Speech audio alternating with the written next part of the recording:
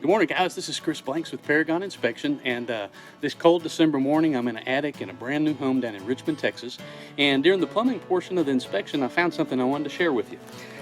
What we have here is a gas-fired water heater in the attic, which is a pretty typical setup for this part of Texas. And if you'll look here in the secondary drain pan, we found that the water heater is positioned as such so that if there's ever a leak and this pan ever comes into service, it's not going to be able to drain. The water heater is pushed all the way up against the fitting that would allow that pan to drain. So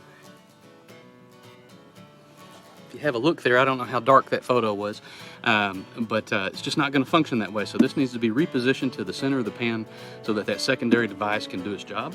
And again, just an interesting thing I thought I'd share with you guys. Give us a shout if we can be of service to you in your inspection. 281-766-9212. Thanks and have a great day. Bye.